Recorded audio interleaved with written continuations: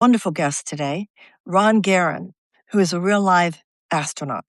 And I know for you, Ron, you do so much work now that has to do with social entrepreneur work and how you really feel people should live on the earth, in business, in collaboration, et cetera, your orbital perspective and all the wonderful work you're doing that is very much about how we do business here on this earth. But even though it might get a little tiring to you, I'm sure you understand that for the rest of us, it's like so cool that you're a real life astronaut. And so I'd like to let people know a little bit about your background. I'm seeing that what I have written in front of me is not here. So let me just ask you questions. You were 6 months on the space shuttle, on the International Space Shuttle. Take us back to the beginning a little bit. Were you one of those kids that when you were growing up wanted to be an astronaut? Exactly. Yeah. Ever since July 20th, 1969, which is the first moon landing. I remember it's one of my most vivid childhood memories. And I knew on that day that that's what I wanted to do. I remember that day, but now I'm so old, I remember Sputnik. I remember the original 7. Oh, wow. And yeah, so I grew up in Houston and, Johnson Space Center and all that Yeah. kind of stuff. Yeah. Okay, so you knew when you saw the moon landing, and I do remember that. I was in New Hampshire at the time at summer school. You wanted to be one of those guys. You wanted to go into outer space. And then you initially worked with deep sea ocean ocean oceanograph. What do you call it? Ocean oceanography? Oh, That's what sure. you did originally? Well, no. Originally, I joined the Air Force. I became a fighter pilot and a test pilot, and I was selected to NASA as from the cadre of test pilots. But while I was at NASA, my first NASA mission was not in space; it was on the bottom of the ocean. I spent 3 weeks, 24 hours a day, nonstop, on the bottom of the ocean in Aquarius, which is the world's only undersea laboratory. And that was an incredible experience. It was up there with flying in space. It really was.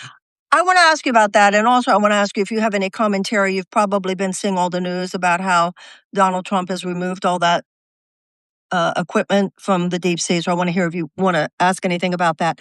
Tell us anything about that. I want to ask you a question. Have you ever watched the television series The Crown?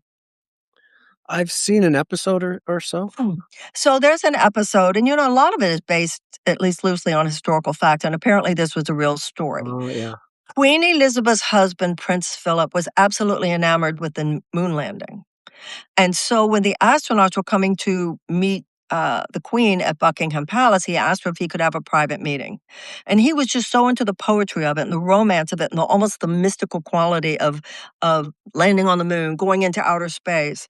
And the episode is about the fact that when he asked them, what was it like? What was it like? They gave very dorky scientific answers. They were not enrolled. They were not joining with him in the larger philosophical issue. And I don't think it was until Edgar Mitchell. There had been many since, yourself primary among them, the overview effect, all those things I want to hear about. But I think for myself, it was really Edgar Mitchell who first talked about the profound, really spiritual Yeah. experience that he had. I want to ask you all about that. You did say in your book, The Orbital Perspective, you said, I wish I could tell you that there was one epiphany, and then you said, but there wasn't. But then there clearly was, or a series of them, or you wouldn't be saying all this. But let's go back a little bit. I don't want to leave the ocean yet, because I think that's also very important. You just said that this was as profound an experience for you as being in outer space. Can you tell us a little bit about that? Yeah, I think because there's a lot of similarities between the mission on the bottom of the ocean and the missions in space. There's danger. You have life support equipment that your life depends on. Um, those are similarities. Um, Beautiful views. The difference between the two is on the undersea mission. I got to meet the neighbors. I got to know the neighbors, and the neighbors got to know us. If we had any neighbors in space, I didn't see them, but we were on a beautiful coral reef, and it really changed my view of the ocean, especially sleeping on the bottom of the ocean. And I was a kid spending the summers in Long Island when the movie Jaws came out, so I had this ominous view of the of the ocean that I carried through most of my life. But really, like I said, we really did get to know the neighbors. We went outside either with helmets on or scuba, and some of the marine life would come up and say hi, and we had these two 400-pound groupers that we named Stella and Lucy that lived under our bunk room, and we'd see them going by the portholes, and they'd come out and say hi. And it just was an amazing experience to get just a completely different view of our planet's ocean. How long were you down there? 3 weeks, 18 days. Wow. So then there was a transition from below the ocean to up in outer space. What was that about? Was that your assignment from NASA? Is that how that worked? Yeah. So, both the undersea missions and the space missions were for NASA.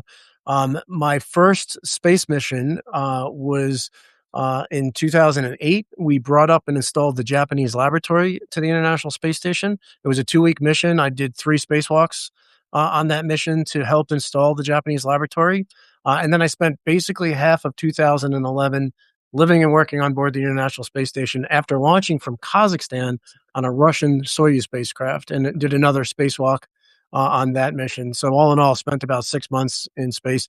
And I did say in the book it wasn't an epiphany, like a sudden epiphany. I phrased it as an epiphany in slow motion.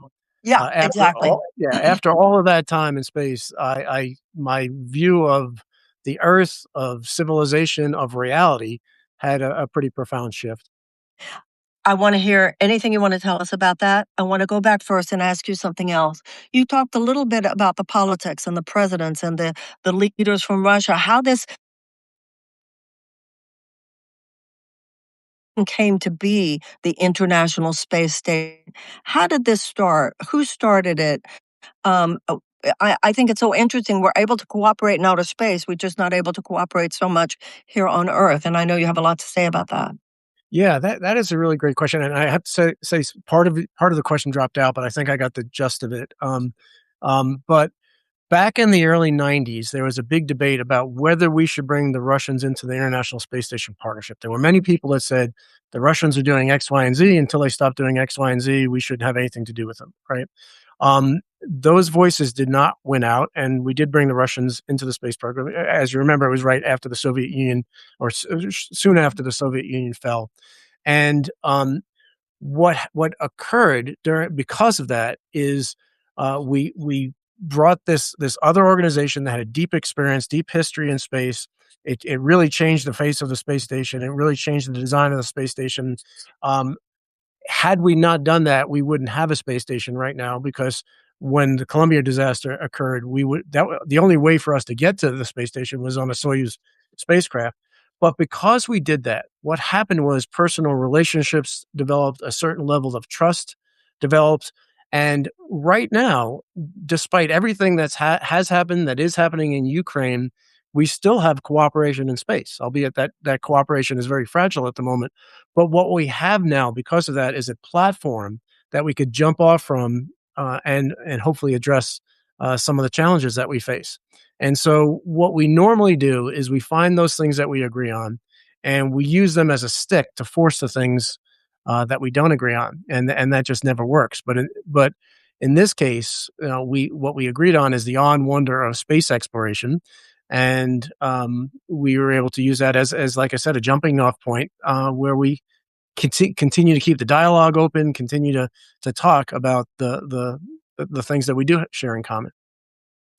And Marianne, I hope we didn't lose you, but I think we did.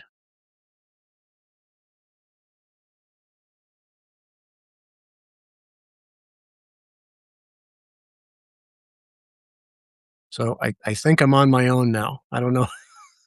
I don't know if anybody hears this, but while Marianne is gone, it's my opportunity to talk about Marianne, because I read A Return to Love back 25 years ago, I guess, or even more, and I really really enjoyed it. I really it struck a chord with me, um, but I hadn't picked it up in 25 years. And yesterday, because I knew I was going to be on with Marianne, I decided to listen to the audiobook. And I have to say, it really struck me on a much deeper level. And I am writing a novel right now called Infinite Simplicity. And what dawned on me is that a lot of the messages that are encapsulated in A Return to Love are packaged in a science fiction novel that I'm writing, which I'm releasing chapters on my Substack right now. Um, and so I really think, one of the things that I talk about in there is why civilizations collapse, and what prevents civilizations from collapsing, and that's a return to love. And so, I since she's not here, I can applaud her for putting those messages out into the world, because they're really beautiful and really powerful. Um, and so I'm afraid to drop off, because if I drop off, I don't know if we'll get this back in. But I guess what I can do, I see some of the comments in the chat. Uh, okay, so Lauren says she's getting in touch with Marianne. So everybody, please stay tuned. Hopefully, we'll get Marianne back. But if you have any questions for me, while we wait, put them in the chat. I should be able to see them. Let me scroll back a little bit.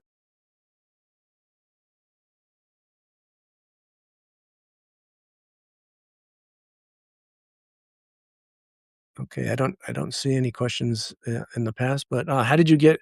Lauren asks, how did you get into NASA? What was your path? My path was the traditional path. I joined the U.S. military. I was an Air Force fighter pilot, Air Force test pilot, and then joined via the ranks of military test pilots. Um, Tell us more about your new book. Yep, it's called Infinite Simplicity. The first 4 chapters are live on my Substack. So just check it out there at Ron Garan Substack. Um, like I said, it is a cautionary tale about how civilizations either survive or collapse when they reach an inflection point. It is a science fiction book, but as I said, there's a lot of deep messages that are very aligned with a lot of the messages Marianne has put out into the world, that are brought through that science fiction motif. And so it is a work in progress. I would love to hear folks' comments on it, to help me shape it, to see what lands and what doesn't land. What would politics look like if it were designed from the overview effect, rather than fear, scarcity, and tribal identity? That's from Alexander. Great question. Um, we are putting that question into motion right now. I'm one of the founders of an organization called Astronauts for America. It's a group of over 100 astronauts that have come together to promote constitutional norms, rule of law, science-based, evidence-based decision making, and that's basically, I think, what what politics would look like from the orbital perspective. It's politics from a foundation of we are, each and every one of us, riding through the universe together on this spaceship that we call Earth. From space, you don't normally see borders, although you can see some borders. Um, but it's treating the politics from the real world. We have very, very real problems and challenges facing us, and we have to deal in the context of the real world, not in the context of the fictional two-dimensional map that hangs in classrooms around the world, but in the context of the image of Earth from the Earthrise photo on Apollo 8, or the images, the Earth set photo from the Artemis 2 mission, that show the true reality of the world, the true interconnected, interdependent reality of the world that we live in. That what happens on one side of the planet affects everything else, and that everything else ripples out, and that we have to work on our challenges and problems together as a single planetary community in order to solve them. Talk about this is from Denny. Talk about the value of Russian cooperation versus the stick. Okay, hey, I've been tap dancing. So I hear that you've been tap dancing very well. I thought it was pretty funny. You've been in outer space, you've been at the bottom of the ocean, but I can't stay on Substack with you, so it's the way life is. But Lauren said that you're having a great conversation with people, so I don't want to get in the way. I had an opportunity to commend your work while you were gone. So that means a lot to me. Thank you. Well, I was telling everybody that probably 25 years ago I read Return to Love, and I was really, really moved by it. But what I also said is, in preparation for this discussion, I listened to your audiobook yesterday, and it really resonated far deeper than it ever did before. and I didn't realize back then how dialed into the reality of the world that you are. And what I also shared is I'm writing a novel right now. It's called Infinite Simplicity. I'm releasing chapters on Substack. But what dawned on me listening to your audiobook yesterday is how much how much of your message has seeped into that book. Because really what this book is, it's a cautionary tale about how civilizations fail when they fail or thrive when they reach their inflection point. And one of the ways, or maybe the way that civilizations continue to thrive is by a return to love. And so it's a science fiction book, but with messages like that embedded into the science fiction. So thank you for that inspiration. Oh, thank you so much. I think that we've come to a point where our collective behavioral patterns are malfunctional, not just dysfunctional, but malfunctional, uh, Yes. really unsustainable for survival. So we either make that evolutionary leap into a more compassionate, love centered organization of human society, or we're done. Now, listen, I want to hear about all that. And I know you've had to tell the stories about outer space so many times. Have you already told a whole bunch of stories about outer space when I was gone, or can I Yeah, ask you more about? that's all I talked about was outer space. So we Oh, can you go there. did? I'm just Okay, kidding. I'm just kidding. I didn't. I didn't. okay. So if you And feel that you've told people enough about outer space, then let's go on now to your no, work. anything you want to talk about, Marianne. Really, anything. Yeah, I was well, I don't wanna take away from, things that you've already talked to people about. Um, I do know, based on what I read, in your work, that changes that you went through in your own mind and your own heart, obviously, if you were reading books like Return to Love, even before you went up there, you were already geared towards the more expansive vision. You probably knew of the work of Edgar Mitchell, et cetera. You said to me earlier something about it was like one long rolling epiphany. Can you mhm. just tell us a little bit, if you haven't already covered this, what tell us some of the experiences. Tell us some. I mean, I know you were there on a scientific mission. You're an astronaut. Also, I'm interested. I think a lot of people are in what your experiences, your relationships with the Russians who were on the spaceship, people from because all of those experiences then formed your philosophy about social entrepreneurship, et cetera. Correct? Yes, yes, Okay. certainly. So tell us a little bit about being. Most of us will never be on the International Space Station. So the experience was so profound that in 2013, this is going to sound contradictory, but in 2013, I decided to leave NASA. And I decided to leave NASA for the singular reason so that I can go out into the world and share this perspective with as many people as I can in every medium possible.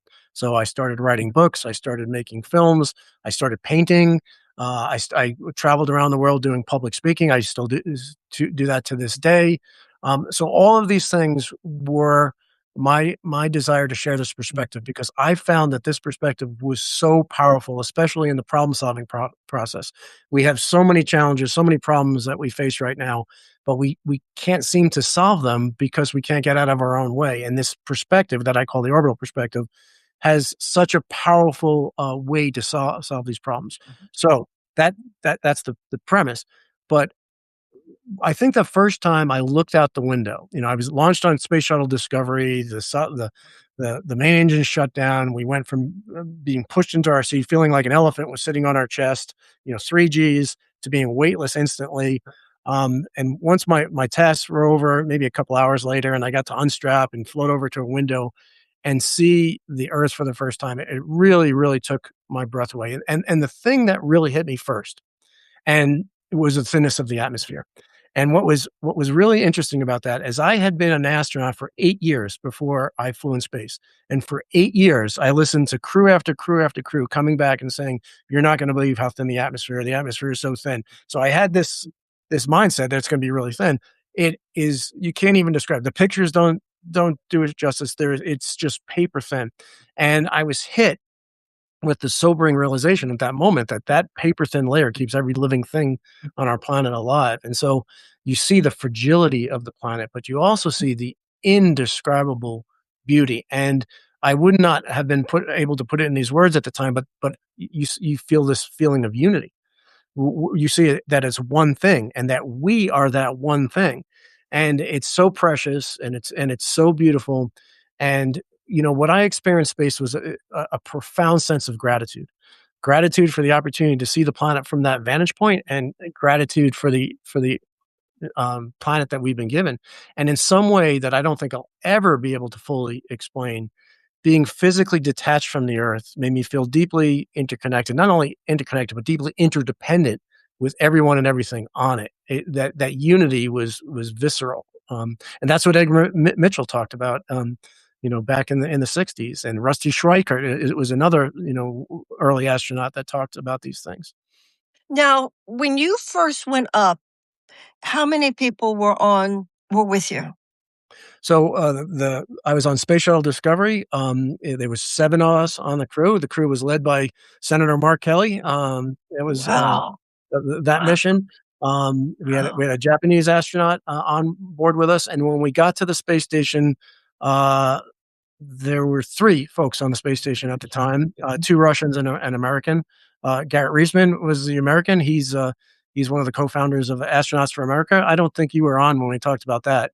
But based on your political activism, I'm sure you'd be interested in here. We brought together a group of astronauts to promote constitutional norms, rule of law, adherence to science-based, evidence-based decision making, that sort of thing. So Please keep doing that. Let me go back a little bit. You're on a shuttle and then you connect to the space station. Can you tell us a little bit about that? How long are you on the shuttle before you reach the space station? And then what actually happens that you exit the shuttle and get onto the space station? yeah. It was about 3 days. So we launched, and we orbit the Earth for 3 days as we're slowly catching up to the space station. And what we do is we arrive underneath the space station, and then we go out in front of the space station and just kind of back into the space station, and we dock with it. And so there's a hatch on the space shuttle. There's a hatch on the space station. Mark Kelly was flying this maneuver, and we docked with the space station, and then we spent a couple hours equalizing the pressure between the 2 vehicles, and then we open up both hatches and we climb through a tube into the space station. So let me ask you a question. You're a fighter pilot, you're an astronaut. By this point, you're already at the top of the game. You know what you're doing. Are there any moments of fear? You there are moments where you realize that you're in a very, very heightened level of danger. So certainly the launch is very dangerous. Going out into the vacuum of space wearing nothing but a spacesuit is very dangerous. Coming back through the atmosphere at 5 miles a second, thousands of degrees of temperature right outside the window. That's very dangerous. But we spend years training to be able to handle that. And what every astronaut I know would answer why we do that, why we face that danger, is we realize that what we're doing is having tremendous benefit for the world and for the country. And so there's a cost, a risk benefit trade off there. So I'm not a daredevil. I don't do crazy dangerous things just for the fun of it. But I have done a lot of dangerous things in my life, but for reasons. So, when you're on the space station, you talk in the book quite a bit about the Russian Mhm. astronauts that you were with. And you talked at one point about the fact that the Russians spoke English much better than the English people spoke Russian. Do you remember the part I'm Um, talking? I think for my Russian crewmates, and on my second mission, I launched from Kazakhstan, like I said, from a previous top secret Soviet military installation with 2 Russian military officers, and I think my Russian was about the same as their English. And so between, what little Russian I knew and what little English they knew, we could communicate fairly well. But that was a really interesting time because I spent the first 15 years of my adult life training to fight the Russians. I was a Cold War fighter pilot stationed on the tip of the sword in the former West Germany before the fall of the Berlin Wall, before the fall of the Soviet Union, and I fought in combat in another part of the world where I saw firsthand the horrors of war. And here I am in a previous top secret Soviet military installation on a cold April evening, getting ready to leave the planet for 6 months. And I look up at the rocket, and there's an American flag and a Russian flag side by side. And that image was really, really burned into me because of that background. And, it what what enabled that miracle to happen, is the embracement of awe and wonder, and the not setting aside our differences to work together, but setting aside fear to work together. Oh, Keep that's really profound. bringing our differences with us because our differences are our strength, and doing something profound that's on wonder based versus fear based. Because all of the political commentary we see, all the problems in the world right now are all fear based. Even global warming is fear based. Instead of talking about this incredible planet that we could have if we were to reduce the amount of greenhouse gases we're putting in the atmosphere, we tend to talk about the negative side of if we don't, this is what's going to happen. And I think that closes the mind off. But when we start with a foundation of awe and wonder, it opens the mind, and then it creates miracles like Cold War adversaries living and working together in space for 6 months. So, what you are saying now, moving into having been through these profound experiences, moving into how you see the lessons you learned, collaboration, relationships, you keep mentioning awe and wonder, which is fascinating, and how you think that this is key to how we could repair the world and restore the world. Um, First of all, when you say we can join on the level of awe and wonder, that's, of course, a very spiritual concept. Did you feel that when you were in space with these people, and I know scientists do have that sort of, no matter where a scientist comes from, they are joined in that realm that's not political. But did you feel that that sense of camaraderie became a sense of oneness that you could not have had on Earth, or that you did have uniquely on the space station? Um, yes and no. Everything we experience in space can be experienced on the Earth. It's easier because it takes away some of the excuses, and it's really whenever you're immersed in awe and wonder, you can have that experience. But we while we were on the space station, we never talked about politics, and it wasn't because it was off limits. It was because it was irrelevant. It That's seems what so. It seems you see it for what it is, Yeah, and it's it's like all, that's because like you said, fear-based and separate, yeah, about separation. yeah. All right, so tell us about the orbital perspective. Given that incredible and unique perspective that you have gained with all of your scientific and astronaut experience, tell us how you see what's possible here on Earth applying those principles. Yeah, so my first book is called The Orbital Perspective, and I wrote it because I had this sense of injustice when I looked at the planet from space. So you see this indescribable beauty, and you're hit with a sobering contradiction between this incredible, indescribable beauty on one hand and the unfortunate realities of life on our planet on the other hand. And you realize that it doesn't have to be this way. That we already have all the technology, all the resources necessary to solve many, if not all, the problems facing our planet. And so I got into this routine when I was on the space station for my 6 month mission where I would almost say goodnight to the earth. When all of my chores for the day were over, I would go to the cupola, and the cupola is this windowed observatory on the bottom of the space station, and you have this 180-degree view of the planet, and I would just earth gaze, and I would think about what's the future? What could our future look like in the next 50 years? How far would we progress in solving the challenges and problems facing us? And I launched into space with this belief that we already have the technology necessary to solve the problems. And so I spent a good deal of my time earth gazing, pondering the question, if that is true, why do they still remain? And I think the seeds to the answer to that question were planted 3 years earlier on my first space mission. On the third spacewalk of that mission, my feet were clamped to the end of the space station's robotic arm. And with me attached to the arm, it was flown through this maneuver that we call the windshield wiper. So this took me across a big arc across the top of the space station and back. And so at the top of this arc, I was about 100 feet above the space station, looking down at this enormous complex against the backdrop of our indescribably beautiful planet 250 miles below. And the sheer beauty of that scene took my breath away. But more compelling than the beauty of the scene was the incredible human accomplishment that the International Space Station represents. You have to realize that 15 nations built the International Space Station. As we all know, some of these nations weren't always the best of friends. Some were on the opposite sides of the Cold War, opposite sides of the space race. Some fought wars against each other. But somehow they found a way to set aside fear and to do this amazing thing in space. And as I hovered there above the space station, I wondered, what would the world look like? How many fewer problems and challenges would we face if we could figure out how to have that same level of cooperation, that same level of collaboration, and bring it down to the Earth's surface? And so one of the tenets of the orbital perspective is that you don't have to be in orbit to have the orbital perspective. And that's why in the book, I include many stories of folks who had never been to space who exhibit this Yeah. idea. You exhibit the idea of Oh, thank you. the orbital perspective, and so you don't have to go to space to realize. All you have to do is set aside fear long enough for awe and wonder to seep in and to see the true reality of the world that we live in, and then the interconnected, interdependent reality of that. I know that many world leaders were involved in creating the possibility of the International Space Station. Who was the American president who led that effort?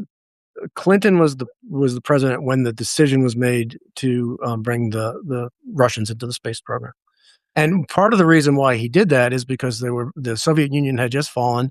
They were very concerned about nuclear proliferation to other nations, and they wanted to basically keep the Russian rocket scientists busy. Yeah. Yeah. Let's all do this So together. Keep it well, they close. can. So that is a fear-based motivation, right? But that was not the primary motivation. Well, that might have been the primary motivation, but what that allowed to bring in is the awe and wonder-based motivation, because once we started working together, we shared that awe and wonder. We saw that we had that same shared awe and wonder. I love this. I want to hear more about how you see this on the Earth, but I do feel it necessary to ask you your views of the Space Force and all of these ideas about the weaponization of space. What are your thoughts? Because there's some really scary stuff that's part of that conversation that people are bringing forth. Yeah, I think from the very beginning of the space program, we as a nation and the other spacefaring nations have always made the point to keep um, to have non-proliferation of weapons in space for Mm, one, but to keep it for the benefit of all humanity, right. for scientific exploration. For right now we're getting ready to return to the moon. This time to stay. I know There's that's like today, right? Wasn't that a new Artemis Yes, announcement today? yes. This morning they made an announcement of the new crew, which is very exciting. There's tremendous benefits to all of humanity, all of the Earth, from having a permanent human presence on the moon, scientific, economic, the list goes on and on. And so, if we create it into solely the high ground, the military high ground, and just bring our conflict there, it's not going to work. Now, I've often there's a lot of science fiction novels. There's a lot of discussion about, we need to go find a planet and just get off this planet and start a utopian civilization somewhere else. Well, that'll never work, because whatever problems we have here on the Earth, Wherever you are, you're there. We'll yeah, just take our we'll just it's launch just them. more imperialism, really, if we look at it that way. Yeah, we'll just launch the problems into space. And so, I am a strong proponent of keeping the peaceful use of space to the maximum extent possible. And so, but it is a very, very complicated issue. Yeah. And I don't want to give. I was almost going to tell a story in my novel that relates to that, but I don't want to. I don't want to give it away, because I haven't posted that chapter on Substack And yet. I think there are probably people right now saying, "Okay, Miriam, we know you get into the scary political stuff. Let's talk about all that positive stuff she was about to bring." So, okay, I brought it up. I got enough of an answer. Now, tell us about the orbital perspective and how we can live better. And I think at this point, as you are well aware, there are people, and probably people listening right now, who really wonder whether the human race is even going to make it the way we're Yeah. going. Tell So us, tell us what we can do. yeah, I think so back in Artemis 2, I don't I guess like 2 months ago now, I guess, astronaut Victor Glover was doing a press conference, and he said he had a really profound comment about seeing the planet from space, and he said, "We need to remember where we are and what we are, and that when I look back at the planet, I see one thing, and that's us." Basically, that's not a direct quote, but that's basically what he said. And so, in a nutshell, what the orbital perspective is the dissolution of the illusion of separation. It's The the acknowledgement. disillusion of the illusion of separation. If that makes sense, because I never said that Of course before. it does. Okay, Disillusionment is a good thing. It means you were under an illusion to begin with. it's overturning. It's seeing beyond the illusion of separation. It's realizing that there is no them. There's only us. That we are all one. It's not a cliche. It's reality. I often in my public speaking talk about a quote from Dr. Martin Luther King Jr., where he talks about the interrelated structure of all reality. And I say, this is not a cliche. This is not a philosophy. This is the reality of the world we live in. This is truth. And so, in order for us to tackle the problems facing us, we have to tackle it from that fundamental truth of the interrelated structure of all reality, that we are all in this together. You can't just wall yourself in and be in a silo. It doesn't work that way. That's not how an ecosystem works. So let me throw in a little spiritual principle here, everyone. The idea is that enlightenment is a shift in self perception from body identification to spirit identification. So while on the level of the body, obviously we're separate, on the level of the spirit, there's no place where I stop and you start. And so the evolution of humanity at this point does have to do with a recognition that transcendent perspectives such as that are based in something that's more than just theology or fluff, that it actually speaks to the more fundamental realities of life on earth and beyond. Is that correct? Would you say that that's true, Ron? Exactly. Exactly spot on. As a matter of fact, in my book, my novel that I'm writing right now, Infinite Simplicity, I talk about an evolutionary phase shift, and I talk about the civilization that's in the book is going through a crisis, a planetary crisis, and a lot of the things that we're facing right now, they're facing. And I don't want to give too much away, but I will say in the book, the realization comes in that these are birth pangs. They're birth pangs of the evolutionary phase shift, where a new life form basically is being ushered in. And so that, at least that's the way I choose to look at the current events right now, is that it's the sign that times are changing, and that something new is going to evolve out of this, and it's going to be profound. Sylvia Hayes talks about the term chaotic and how we are living in a chaotic moment. Out of the chaos can arise a new order. Do you, not just as a scientist, not just as a writer, not just as a social entrepreneur, but just as a human being, feel that in your gut that we have enough time, that humanity is going to make that collective decision to evolve rather than cause ourselves some global catastrophe that would really throw the majority of humanity off the earth? I truly believe so, but I don't think I can adequately explain why I believe that. I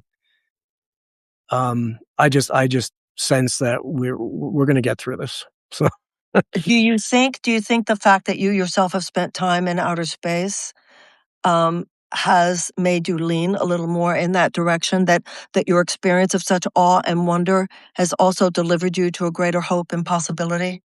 yes, and also in addition to that, I am a direct witness of what we can accomplish when we decide to work together. What we can accomplish when we decide to set aside fear, embrace awe and wonder, and do something bold and amazing. There, anything is possible, in when we do that. We're capable So of anything. so for the people who are listening who wish that deeply, what are the things that any of us can do in our lives at this time to help push humanity along in that direction of greater possibility? So this is a really interesting question, because and I don't want to misquote you, um, Huh, but um, many have, so don't worry about it. so I mean, your most famous quote is that our biggest fear is that we're powerful beyond measure. Can you say that quote for me so I don't misquote it? I'm Because one of the few people I know who doesn't have it memorized, but it's something like, our deepest fear is not that we are inadequate. Our deepest fear is that we are powerful beyond measure. It's our light, not our darkness, that most frightens us. We ask ourselves, who am I to be talented, gorgeous, brilliant? In fact, who are we not to be, right? That's what you're talking exactly. about. So maybe when I read that 25 years ago, it stuck with me. Maybe not, because there's a thread that's that I, in all my public speaking and all that I that evokes that. And I am under the belief that the vast majority of the people in the world want to make this place better than they found it. They want to make a difference in the I world. do too. I And do too. I also believe that the primary reason why they don't is they don't feel that they can make a difference. They Right. feel that the problems are so huge. I'm one person. What can little me possibly do? Right. And the way I encapsulate your quote without unconsciously, I've never really just now, I never connected these two things. Is I say, imagine that there's a giant asteroid that's coming towards the Earth, and this asteroid, the asteroid is so big that if it hit the Earth, it would destroy all life on the planet. If we knew about it soon enough, we wouldn't have to send Bruce Willis and a ton of hero astronauts to blow it to smithereens. We could send a small spacecraft, and with the force equivalent to the weight of a feather, give that asteroid a slight little nudge. And that little nudge over the course of its distance would result in thousands of miles of missed distance. Wait, scientifically, since you're the scientist here, is that true? Yes. Yes, that is absolutely true. Can you So, explain how and why? because a small, and again, not to give it away, but this story is We in promise we'll buy the book. We promise we'll well, read the book. Don't worry about it. if the asteroid is coming and its trajectory is such that it's going to intercept the atmosphere and hit the planet, if if you knew about it 2 days out, there's probably nothing you can do about it, because even if you blew it up with a nuclear weapon, you're going to have lots of asteroids hitting the Earth. But if it was a million miles away, then just the slightest little nudge over the course of its many days or weeks traveling towards the planet would result in this huge a missed distance. Doesn't matter how huge it is. If it misses, it misses. And so what I tell people is that you are more powerful than you can ever imagine. And I compare it to legacy, because we're taught that we need to leave a legacy, right? We need to leave a mark on the world that shows everybody that we were here. But legacy, the way the world teaches us, is really not the right legacy, because every great statesman, every great artist, every great whatever is going to be forgotten eventually. They might be a footnote in history somewhere. Every physical thing we build, every great pyramid, the cathedral or pyramid, will eventually be reduced to dust. But there is a legacy that we leave that not only doesn't fade, but it takes off exponentially, so much so that where the world would be 100,000 years from now and where it would have been had you not lived are going to be vastly different.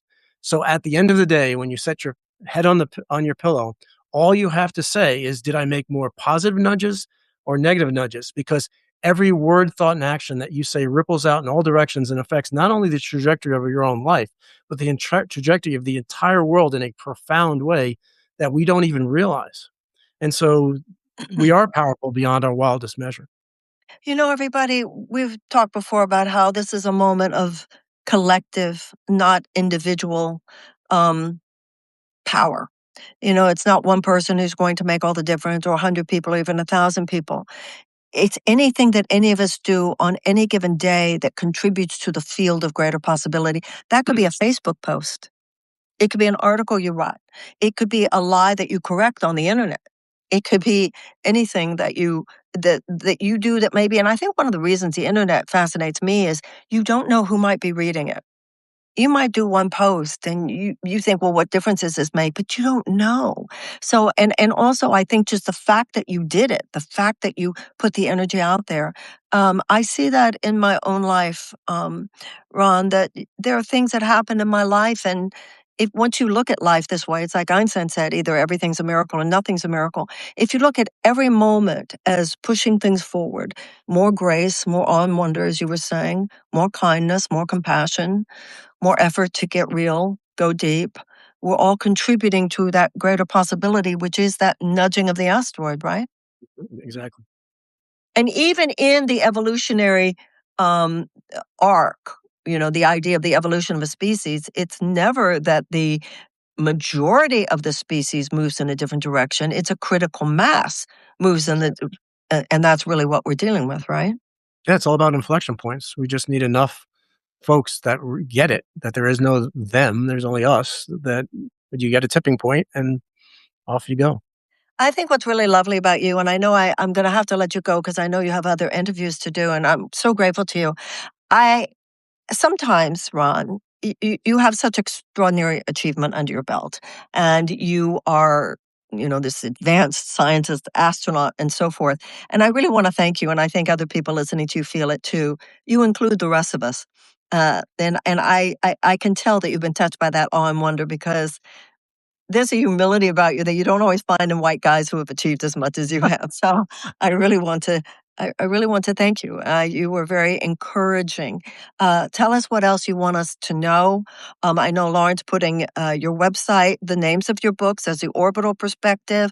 What is the one about simplicity? Is it called Advanced Simplicity? What is it? Infinite simplicity. Tell us about Infinite Simplicity. Yeah, it's a novel. It's my first novel. It's my fourth book, but my first novel, and it is.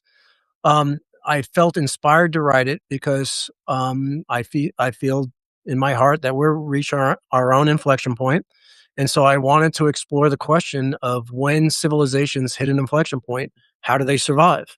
What is the path? And like I said, the path, it just dawned on me yesterday. The path is a return to love. So it's the same. It's a lot of what you put in your book 25, 30 years ago, however long ago that was. Is the path. And it is an evolutionary phase shift. And I think we are in the midst of an evolutionary phase shift that started on Christmas Eve, 1968, when the crew of Apollo 8 came out from behind the far side of the moon on their fourth orbit, and they took that famous Earthrise photo. It changed how we see the world. It changed how we see ourselves. For a brief moment, the Earth rallied around the image of Earthrise. For a brief moment, the Earth was one, but we forgot about that. We were reminded of it a couple of months ago with Artemis 2. But that holds the secret. I mean, that image of oneness, that image of unity holds the secret to our future. Wow. And that last Artemis 2 took pictures the other side of the moon. We saw pictures. We're there every day. It seems there are some new pictures that are just mind-blowing and mind-blowingly beautiful. Ron, it's an honor to speak to you. Thank you so much for coming on with me. And if there happens to be any time that you'd like to just jump on and talk about something else going on for you that you want to talk about, please know. I know there are a lot of people who are just thrilled to hear anything you might want to add. Oh, I would love to, and it's been an honor to speak with you, and I've really enjoyed the conversation. I'd like to Thank continue it. you. Thank you so much. God bless. I'll meet you in the realm of awe and wonder. Already did today with a lot of other people. Thank you so much. Thank you, everybody. I know that you feel like I do, that like, wow, how fortunate were we today to get to speak to Ron Garan. Check him out, rongaran.com. Is that right? Yes. Check out his books. I read Orbital Perspective. It's fabulous. He not only has a lot to tell us about outer space, he not only has a lot to tell us about deep in the ocean, he has a lot to tell us about life here on Earth. And that's what matters. Much love to all of you. Thank you so much. Bye. Bye bye.